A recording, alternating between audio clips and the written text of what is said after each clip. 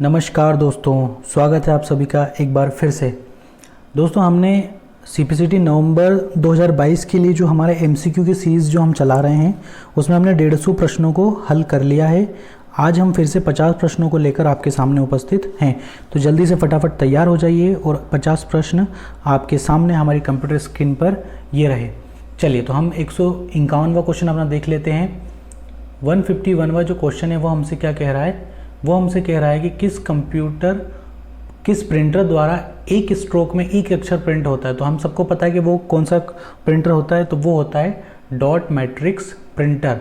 ठीक है, इसको कैरेक्टर प्रिंटर भी बोलते हैं। चलिए, 152वां हम देख लेते हैं।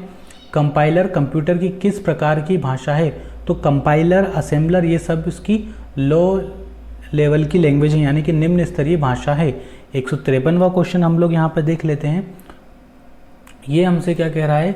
कौन सा सॉफ्टवेयर कंप्यूटर के हार्डवेयर को नियंत्रित करता है? तो वो कौन करता है? तो वो सिस्टम सॉफ्टवेयर नियंत्रित करता है। 154वां हमारे सामने है। कंप्यूटर में काम करने के लिए किस सॉफ्टवेयर का प्रयोग किया जाता है? तो देखिए, कंप्यूटर में काम करने के लिए एप्लीकेशन सॉफ्टवेयर का प्रयोग किया जाता है। बहुत सारे एप्लीकेशन हमारे कंप्यूटर में डाउनलोड रहते हैं। 155वां हम लोग देख लेते हैं। स्प्रेडशीट में जिस पॉइंट पर कॉलम और रोइंटिंग सेक्ट करते हैं उसे क्या कहते हैं? तो उसे सेल कहते हैं। सिंपल सी बात है कि स्प्रेडशीट जो हम बनाते हैं एमएस एक्सेल में, उसमें देखो कॉलम भी आ रहा है और आपका रो भी आ रहा है ना। रो, ठीक है, रो भी इसमें आ रहा है, ये थोड़ा सा मिस प्रिंट है। कॉलम और रो से हम समझ जाएंगे तो वो क्या कहलाता है? सेल कहलाता है ना। रो और कॉलम के संयोजन से जिस भी कोष्टक का निर्माण होता है, जिस चौराहे का निर्माण होता है, जिस बिंदु का निर्माण होता है, जिस पॉइंट का निर्माण होता है, वो सब क्या उसका आंसर हो जाएगा हमारा? सेल। 156वां हमारे सामने है। ट्रैक बॉल किसका उदाहरण है? तो ट्रैक बॉल है उदाहरण पॉइंटिंग डिवाइस का, माउस भी पॉइंटिंग डिवाइस का उदाहरण है और जॉयस्टिक भी पॉइंटिंग डिवाइस का उदाहरण है। तीनों पॉइंटिंग डिवाइस के उदाहरण हैं। 157वां हम लोग देख लेते हैं। यदि आपका कंप्यूटर खुद को रिबूट करता है तो संभावना है कि उसमें क्या है? वायरस है। यानी कि अगर वो खुद को बंद चालू करता है या हैंग मारता है या किसी भी एप्लीकेशन का अपने आप अचानक खुल जाना, बंद हो जाना, ये सारी चीज़ें किस चीज़ की ओर इशारा कर रही हैं? कि हमारे कंप्यूटर में क्या है? वायरस है। 158वां हम लोग देख लेते हैं। कमांडो की वे सूचियाँ जो स्क्रीन पर प्रकट होती हैं, है ना। ये जो हमारी जितनी भी कमांड है यहाँ पे देखिए दिखी हुई है यहाँ पे, ठीक है, ये सारी जितनी भी हमारे यहाँ पे कमांड लिखी हुई हैं, इनकी जो सूची जो होती है वो हमारे किस मेन्यू पे होती है? तो मेन्यू बार में होती है। ठीक है, इन सब के मेन्यू बने हुए हैं। 159 हम लोग देख लेते हैं। हार्ड डिस्क से डिलीट की गई फाइलें कहाँ भेजी जाती हैं? जो हार्ड डिस्क हमारा होता है उसमें से जो फाइल डिलीट की जाती है वो हम सबको पता है कहाँ जाती है? रिसाइकल बिन में। रिसाइकल बिन से अगर आप चाहें तो उस फाइल को फिर से रिस्टोर कर सकते हैं, और अगर आप वहाँ से भी डिलीट करना चाहें तो वो परमानेंट आपकी मेमोरी से डिलीट अब हो जाएंगी। ईडीपी क्या है? तो ईडीपी का फुल फॉर्म आ जाएगा इलेक्ट्रॉनिक डेटा प्रोसेसिंग। 161वां क्वेश्चन हम लोग देख लेते हैं। भारत में निर्मित परम कंप्यूटर किस प्रकार का कंप्यूटर है? तो हम सबको पता है कि परम क्या है? सुपर कंप्यूटर है। वहीं हम लोग अगर सिद्धार्थ की बात करें तो भारत में निर्मित पहला कंप्यूटर सिद्धार्थ है। 162वां क्वेश्चन हम लोग देख लेते हैं। 162वां क्वेश्चन है ना, 162वां। माइक्रो प्रोसेसर किस पीढ़ी का कंप्यूटर है? तो माइक्रो प्रोसेसर, देखिए माइक्रो प्रोसेसर का यूज़ किया गया था 4th जनरेशन के कंप्यूटर में, इसलिए चतुर्थ पीढ़ी यहाँ पे आंसर आ जाएगा। 163वां देख लेते हैं। कीबोर्ड में फंक्शन की संख्या कितनी होती है? सीपीसीटी में बहुत बार आया हुआ क्वेश्चन है। आप अगर इसमें चीटिंग भी करना चाहें तो वहीं आपका कीबोर्ड आपके सामने होगा, उसमें आप काउंट करके भी लगा देना। तो F1 से लेके F12 तक वो की होती है, यानी कि उनकी संख्या कितनी हो जाएगी? 12 हो जाएंगी। कीबोर्ड से संबंधित जितने भी क्वेश्चन आपके सीपीसीटी में आते हैं तो आप उनमें क्या कर सकते हैं? जैसे कि उसमें टॉगल की से संबंधित अगर आपके हैं आते हो, न्यूमेरिक पैड से संबंधित आते हो, नेविगेशन की से संबंधित अगर आते हो, ठीक है, तो आप वहीं पे कीबोर्ड आपके सामने, आप चाहें तो आराम से देख के भी लगा सकते हैं। 164वां क्वेश्चन हम लोग देख लेते हैं। कंप्यूटर से पढ़े जाने वाले अलग अलग लंबाई चौड़ाई की लाइनों वाले कोड को कहते हैं। इस कोड को क्या? कंप्यूटर से पढ़े जाने वाले अलग अलग लंबाई चौड़ाई की लाइनों वाले कोड को कहते हैं। ये इस तरह का क्वेश्चन है कि इसका आंसर यहाँ पे लिखा ही हुआ नहीं है, तो इसका आंसर हम देखते हैं बाद में, आखिरी में देखेंगे इसको। किस प्रिंटर द्वारा किस प्रिंटर द्वारा स्ट्रोक के आधार पर अक्षर प्रिंट होते, तो वही की वही बात है कि डॉट मैट्रिक, क्योंकि हर बार में एक कैरेक्टर को प्रिंट करता है। 166वां हम लोग देख लेते हैं। इंटरनल स्टोरेज किस प्रकार का स्टोरेज है, तो इंटरनल स्टोरेज है हमारा प्राइमरी, और उसके बाद अगर हमें बाहरी जोड़ना है तो वो सेकेंडरी स्टोरेज में हमारा आ जाएगा। 167वां है हमारा, क्या कह रहा है कि सेल फोनों में किस प्रकार के स्टोरेज डिवाइस का उपयोग किया जाता है, तो इसमें की जाती है फ्लैश मेमोरी। सेल फोन यानी कि जो हमारे मोबाइल वगैरह होते हैं इनमें किस प्रकार की स्टोरेज डिवाइसों का उपयोग किया जाता है, तो किस तरह की फ्लैश मेमोरी। चलिए 168 को हम देख लेते हैं। 168 डिस्क के ट्रैकों और सेक्टरों में विभाजित करने की प्रक्रिया क्या कहलाती है, तो उसको बोलते हैं फॉर्मेटिंग। देखिए एक किसी भी प्रकार की जो डिस्क मेमोरी होती है उसमें ट्रैक होते हैं, उसमें सेक्टर होते हैं, है ना, इन सब में उसको बांटा जाता है। तो इस विभाजित करने की जो प्रक्रिया होती है, बांटने की जो प्रक्रिया होती है, उसको क्या कहते हैं, फॉर्मेटिंग कहते हैं। 169 यानी कि 169 हम लोग देख लेते हैं।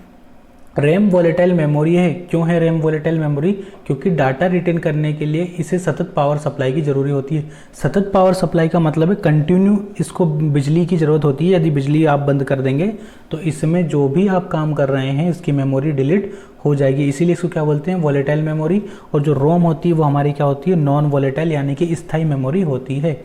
चलिए 170वां, प्रोग्रामों का सेट जो निर्माण के समय कंप्यूटर के रीड ओनली मेमोरी में प्री इंस्टॉल होता है, तो उसको क्या बोल देते हैं, फर्मवेयर कहते हैं। 171वां क्वेश्चन हम लोग देख लेते हैं। भाषा जिसे कंप्यूटर बिना ट्रांसलेट प्रोग्राम के समझता है कहलाती है मशीनी भाषा। देखिए क्या होता है, कितनी भी हाई लेवल की लैंग्वेज या लो लेवल की लैंग्वेज रख लो, कंप्यूटर को उसे समझना है तो वो उसे मशीनी भाषा में ही कन्वर्ट करके समझ सकता है। स्टोरेज का सबसे बड़ा यूनिट हो जाएगा हमारा वर्तमान में टेराबाइट, हालांकि इससे बड़े बड़े भी यूनिट अभी आ गए हैं।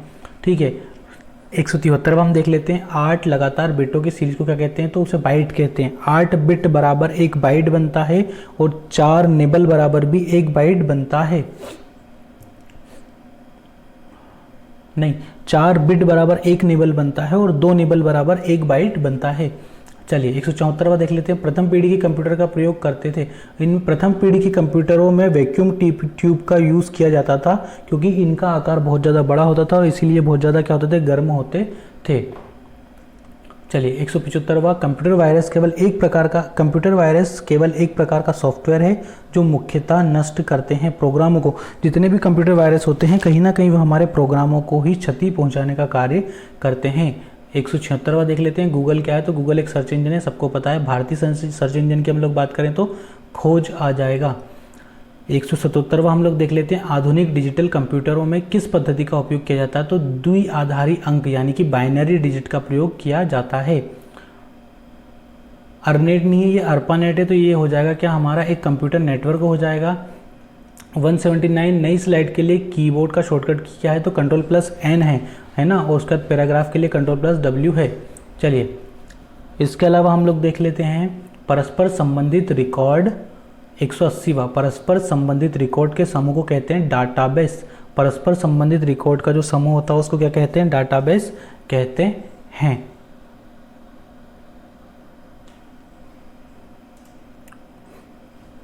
चलिए 181वां हम लोग देख लेते हैं। तो 181वां हमसे क्या कह रहा है, ओपन प्रिंट। 181वां हम लोग देख लेते हैं। .xl एक्सटेंशन का प्रयोग किस तरह की फाइलों के लिए किया जाता है। मैंने आपको बताया कि फाइल एक्सटेंशन आपको पढ़ने ही हैं। फाइल एक्सटेंशन से क्वेश्चन आ ही जाते हैं। फाइल एक्सटेंशन किसी भी प्रकार के डॉक्यूमेंट की पहचान के लिए सबसे महत्वपूर्ण इकाई होती है। तो .xl में यानी कि हमें क्लियर पता चल रहा है कि ये एक्सेल का है ना। देखो एक्सेल बोलने में भी आ ही रहा है, तो फिर आप यहाँ से पकड़ लेंगे कि एक्सेल का डॉक्यूमेंट हमारा है। चलिए आगे बढ़ लेते हैं। 182वां हम लोग देखते हैं। ओपन, प्रिंट और सेव सभी बटन स्थित होते हैं किसमें, स्टैंडर्ड टूल बार में होते हैं। चलिए 183 देख लेते हैं। स्प्रेडशीट में जिस पॉइंट पर कॉलम और रो इंटरसेक्ट करते हैं उसे क्या कहते हैं, तो वो सेल होता है, अभी हमने बात की। वर्ड डॉक्यूमेंट का डिफ़ॉल्ट फाइल एक्सटेंशन क्या है, 184वां क्वेश्चन है। तो वर्ड डॉक्यूमेंट का डिफ़ॉल्ट फाइल एक्सटेंशन है ना, बहुत टफ लग रहा है। वर्ड डॉक्यूमेंट का डिफ़ॉल्ट फाइल एक्सटेंशन है .doc है ना, .doc। 185वां, टास्क बार स्थित होता है, तो इसका जो स्क्रीन होती है हमारे कंप्यूटर की सबसे नीचे जो स्थित होता है, जिसमें हमारा स्टार्ट मेन्यू होता है, टाइम होता है, डेट होती है, सारी चीज़ें होती हैं, वो टास्क बार होता है। वर्तमान में जो सॉफ्टवेयर जो एप्लीकेशन आपने ओपन किया वो भी हमारे टास्क बार पे ही शो होता है। देखिए इस तरीके से ये यहाँ पे है। चलिए आगे देख लेते हैं 186वां, कंप्यूटर की स्क्रीन पर ब्लिंक करने वाले प्रतीक को क्या कहते हैं? तो कर्सर कहलाता है ना, जो बार बार जो एरो का जो निशान होता है वो क्या कहलाता है? एरो का जो निशान होता है वो कर्सर कहलाता है, पर जो ब्लिंक जैसे हम टाइप करते हैं तो तब वो झपक झपक जो करता है उसको क्या कहते हैं? कर्सर कहते हैं। 187 हम लोग देख लेते हैं, जंक ईमेल को स्पैम कहा जाता है। जंक ईमेल वे ईमेल होते हैं जो हमारे काम वे ईमेल होते हैं, जंक ईमेल जो हमारे काम के नहीं होते हैं। कई बार कई ईमेलों से हमारे कंप्यूटर के अंदर वायरस डालने के लिए भी हमें वो ईमेल सेंड किए जाते हैं। 188वां क्वेश्चन देख लेते हैं, URL क्या होता है? तो URL क्या होता है? वर्ल्ड वाइड वेब पर डॉक्यूमेंट या पेज का एड्रेस होता है। URL का फुल फॉर्म आपको आ सकता है यूनिवर्सल रिसोर्स लोकेटर। क्या होता है इसका फुल फॉर्म? अपना होता है किसी भी डॉक्यूमेंट की जो बेसिक पहचान है वो URL ही उसका होती है। 189 फाइलों को ट्रांसफ़र करने और संदेशों का आदान प्रदान करने के लिए किस यूटिलिटी का प्रयोग होता है? तो ईमेल का होता है ना। फाइलों को ट्रांसफ़र यानी कि आदान प्रदान भेजने लेने के लिए हम किस चीज़ का प्रयोग करते हैं? तो ईमेल का ही करते हैं नॉर्मली। 190 शिक्षा संस्थान सामान्यतः अपने डोमेन नाम का प्रयोग तो एजुकेशन लगाते हैं, .education होता है ना। EDU से हमारा एजुकेशन बनता है, ठीक है। तो किस तरह का एक्सटेंशन लगाते हैं? EDU यानी कि एजुकेशन का शॉर्ट फॉर्म है ये। 191 ई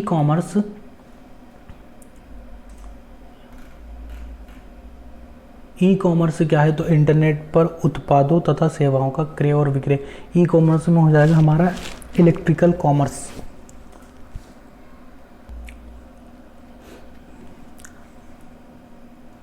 चलिए इसके बाद 192 देख लेते हैं, इंटरनेट से संबंधित FTP शब्द का फुल फॉर्म क्या होता है? तो FTP यानी होता है फाइल ट्रांसफ़र प्रोटोकॉल। क्या होता है? File transfer protocol. वहीं हमसे HTTP भी पूछ सकता है, तो हाइपर टेक्स्ट ट्रांसफ़र प्रोटोकॉल, है ना। चलिए आगे देख लेते हैं हम। तो 193 भारत में इंटरनेट की शुरुआत हुई थी 15 अगस्त 1995 को। इसके अलावा भारत में सर्वप्रथम किस राज्य ने इंटरनेट पर टेलीफोन डायरेक्टरी उपलब्ध करवाई? तो सिक्किम राज्य था वो। जीके से संबंधित कंप्यूटर में क्वेश्चन आ सकते हैं।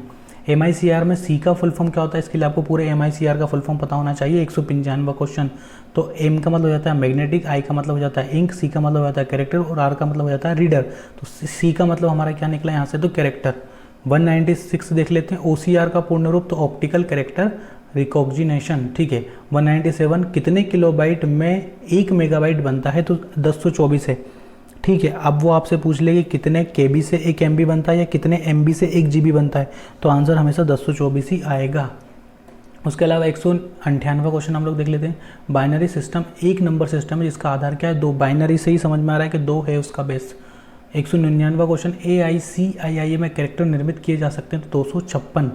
200वां क्वेश्चन देख लेते हैं, आखिरी क्वेश्चन आज का हमारा, वर्चुअल मेमोरी क्या है? तो हार्ड डिस्क की मेमोरी जिसे CPU एक्सटेंडेड रैम की तरह प्रयोग करता है वो क्या कहलाती है? हमारी वर्चुअल मेमोरी कहलाती है। आज के वीडियो में इतना ही। ये थे हमारे कुछ बेहद ज़्यादा महत्वपूर्ण 50 क्वेश्चन CPCT के दृष्टिकोण से। ये वीडियो आपको कैसा लगा कमेंट में अपनी राय दें। इसी तरीके से जुड़े रहिए। अभी हमारी CPCT की एग्ज़ाम होने में लगभग 15 दिन बाकी हैं, तो आप लोग तैयारी में जुट जाइए। हमारी पूरी प्लेलिस्ट नवंबर के लिए CPCT की प्लेलिस्ट बनी हुई है, ठीक है। इस तरह की जो वीडियो मैं बनाता हूँ इनका PDF अगर आपको लेना है तो टेलीग्राम ग्रुप में जुड़ जाइए। चैनल को सब्सक्राइब कीजिए, लाइक कीजिए और अपना ध्यान रखिए। सुरक्षित रहिए। जय हिंद, वंदे मातरम।